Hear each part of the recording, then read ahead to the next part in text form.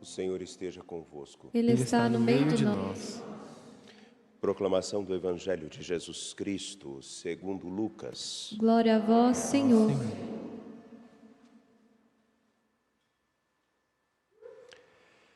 Quando se completaram os dias para a purificação da mãe do filho, conforme a lei de Moisés, Maria e José levaram Jesus a Jerusalém a fim de apresentá-lo ao Senhor. Conforme está escrito na lei do Senhor, todo primogênito do sexo masculino deve ser consagrado ao Senhor. Foram também oferecer o sacrifício, um par de rolas ou 2 pombinhos, como está ordenado na lei do Senhor. Em Jerusalém havia um homem chamado Simeão, o qual era justo e piedoso e esperava a consolação do povo de Israel. O Espírito Santo estava com ele e lhe havia anunciado que não morreria antes de ver o Messias que vem do Senhor. Movido pelo Espírito, Simeão veio ao templo. Quando os pais trouxeram o menino Jesus para cumprir o que a lei ordenava, Simeão tomou o menino nos braços e bendisse a Deus. Agora, Senhor, conforme tua promessa, podes deixar teu servo partir em paz, porque meus olhos viram a tua salvação, que preparaste diante de todos os povos, luz para iluminar as nações e glória do teu povo Israel. O pai e a mãe de Jesus estavam admirados com o que diziam a respeito dele. Simeão os abençoou e disse a Maria, a mãe de Jesus: Este menino vai ser causa tanto de queda como de reerguimento para muitos em Israel. Ele será um sinal de contradição. Assim serão revelados os pensamentos de muitos corações. Quanto a ti, uma espada te traspassará a alma. Palavra da salvação. Glória a vós, Senhor. Por favor, podem se sentar.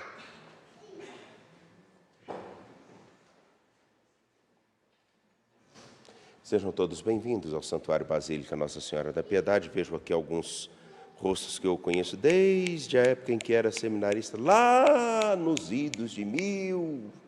E a gente não fala essas coisas não, né?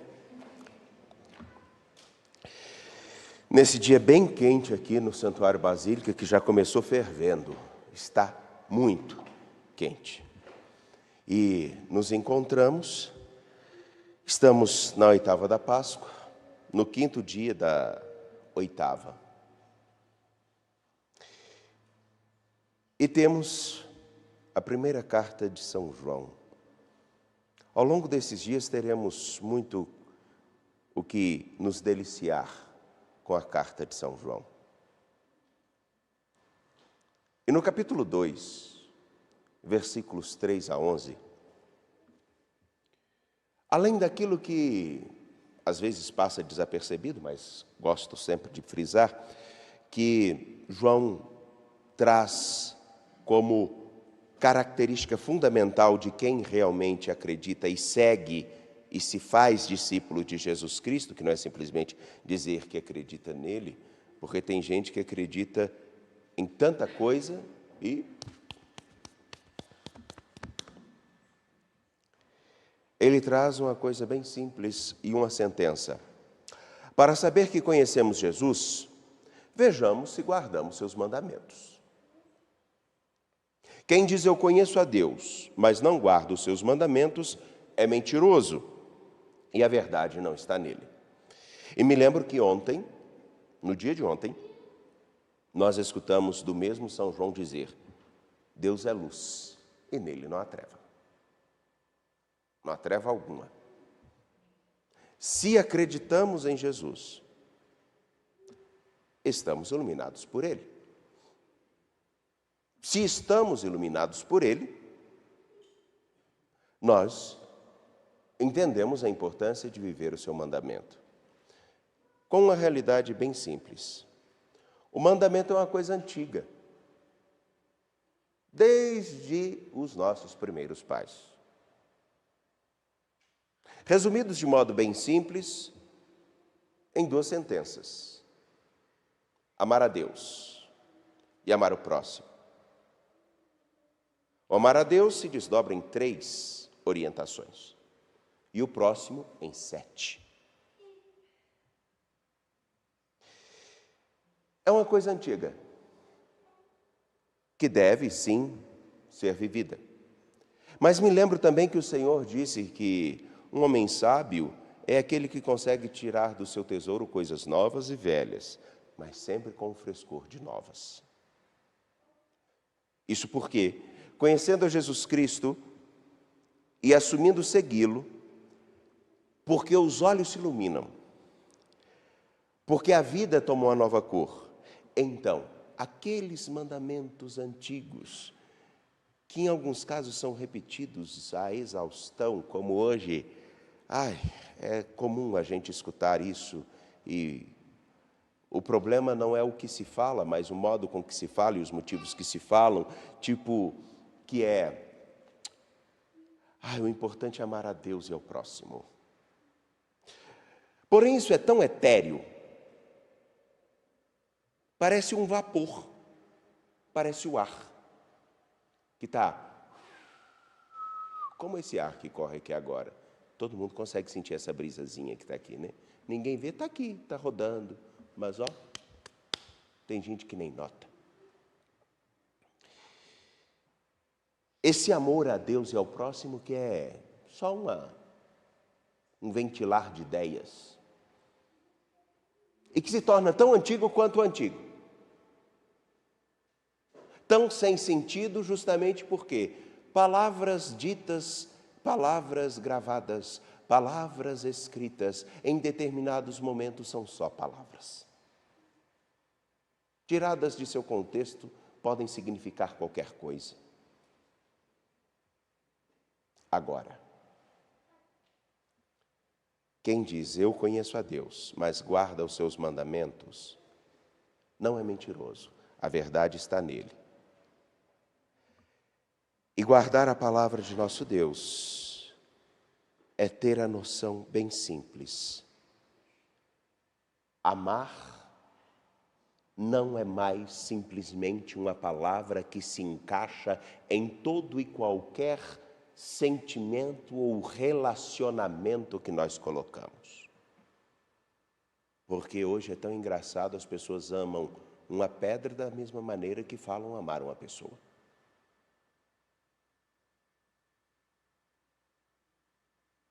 A palavra amor cabe em tudo quanto é lugar. Por isso é tão desgastada e se torna cada vez mais sem sentido. Gosto de lembrar o exemplo mais simples. Eu te amo, mas eu te dou um tapa na cara. Eu te amo, mas eu sou capaz de matar a você porque você não quer mais estar comigo. Eu te amo e amo nossa família, mas eu faço da nossa casa um inferno. Tudo porque te amo.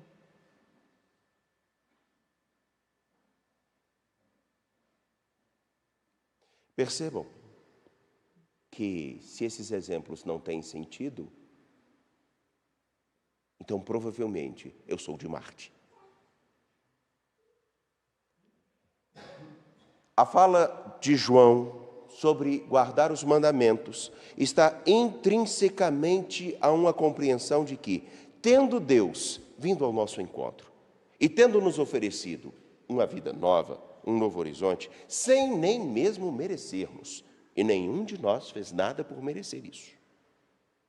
Se ele veio ao nosso encontro simplesmente porque queria nos iluminar, então nós entenderemos muito bem que amar se traduz em gestos cotidianos de respeito, de compromisso. E tudo aquilo que a gente possa desenvolver e lembrar nos devidos níveis de relações. O marido ama sua esposa de um modo diferente que ama sua filha. E a filha ama o seu pai de modo diferente que ama o seu namorado. Ou o seu marido. São níveis diferentes, com relacionamentos diferentes, com níveis de intimidade diferentes e formas diferentes de expressar esse amor, mas a base principal, respeito.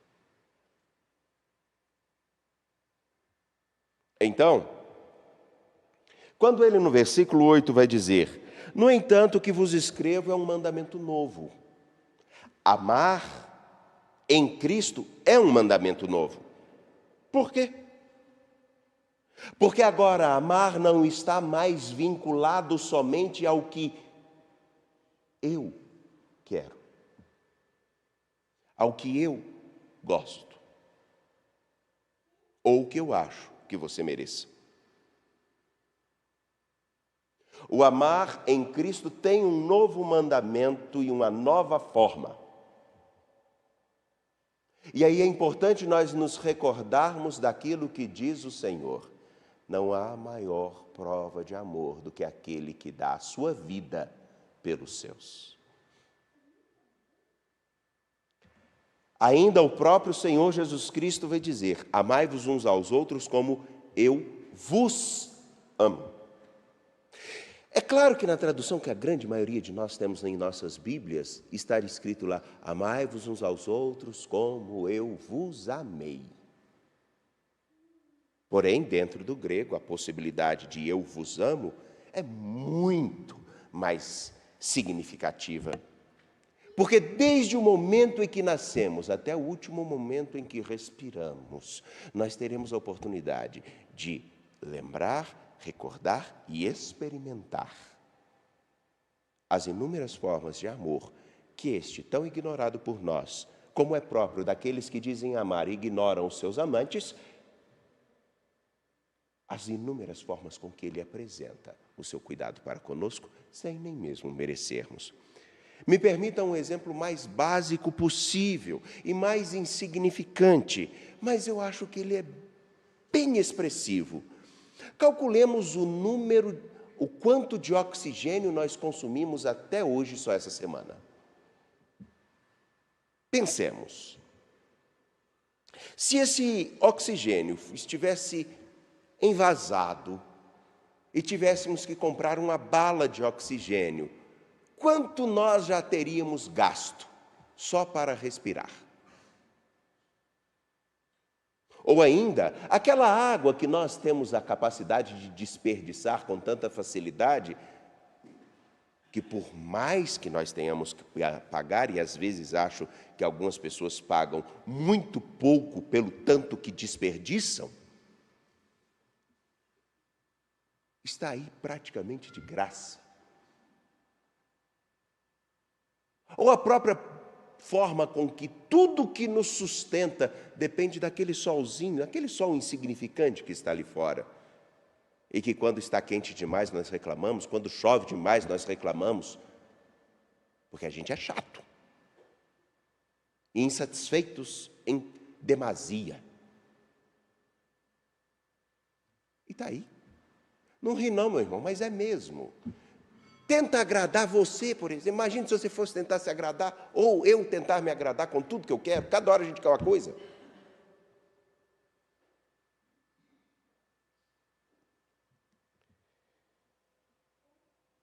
Ele expressa seu amor constantemente. E nos dá a vida constantemente. E todo o necessário para vivermos. Está certo que nós conseguimos avacalhar boa parte do trabalho dele. Não é à toa que nós conseguimos produzir alimento para toda a população mundial, mas ainda assim tem gente que passa fome.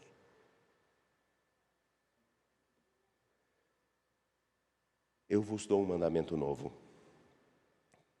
que é verdadeiro nele, Jesus Cristo, e em vós. Aquele que diz estar na luz, versículo 9, mas odeia o seu irmão, ainda está nas trevas. Não foi iluminado por Cristo. Não se deixou iluminar por ele. Porque como é capaz de dizer que ama a alguma coisa ou a alguém que não vê e aquela pessoa que está tão próxima consegue desprezar? Ao contrário de nosso Senhor Jesus Cristo, que nos amou tão profundamente, continua a nos amar e a nos dar todo o necessário, mesmo que nós, 90% do tempo, corramos o risco de nem nos recordar dele. Ele é uma coisinha que está lá no alto, que de vez em quando a gente busca, traz para cá e depois volta para lá para não nos incomodar. Parece que isso não tem sentido algum a partir do que nós escutamos do Evangelho de Lucas, mas tem. Porque a bem-aventurada Virgem Maria, São José, vão apresentar uma coisa que está na lei, que é antiga. Oferecer um sacrifício. Oferecer um sacrifício e apresentar o filho mais velho ao Senhor, no templo. Uma prática antiga que inúmeras vezes aconteceram por diversas maneiras, com diversas formas de sacrifícios diferentes. Uns com bois, outros com pombas, outros, mas todos repetidos. Eles vão oferecer aquilo que há de mais novo e tão desconhecido, Jesus Cristo. A expressão máxima do amor que se encarna.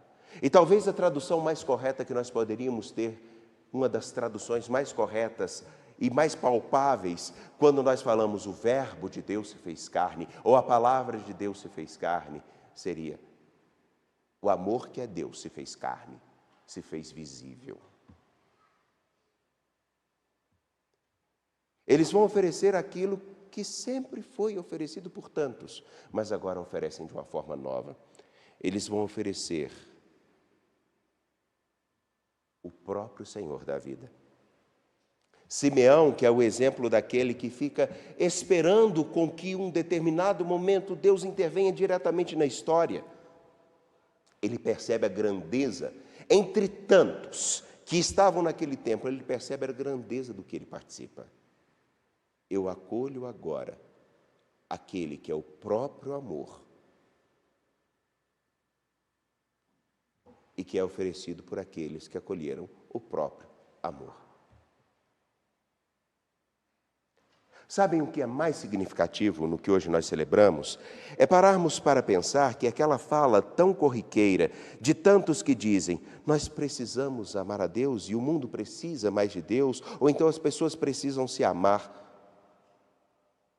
Aqui o que eu quero dizer é que amor nós queremos oferecer. Qual face do amor? Porque, como disse, ela tem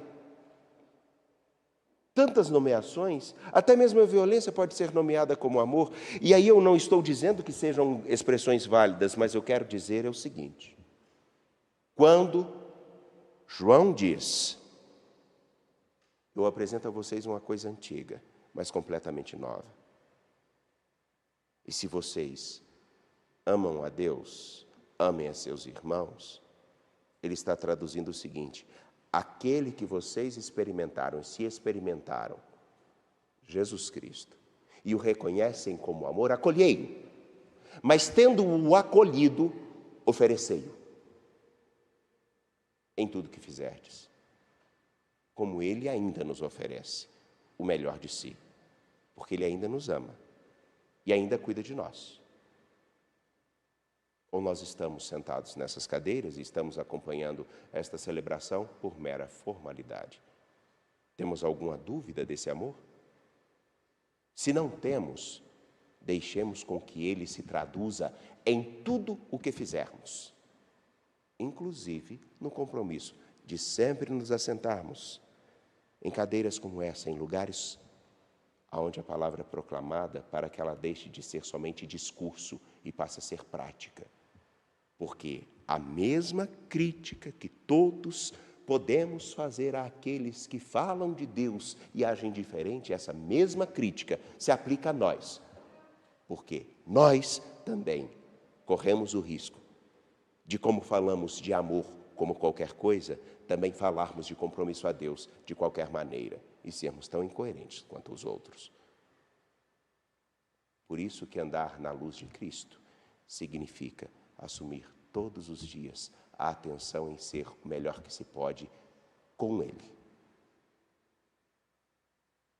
Resta saber se é o que realmente queremos. Confiantes de pé, apresentemos ao Senhor nossas preces.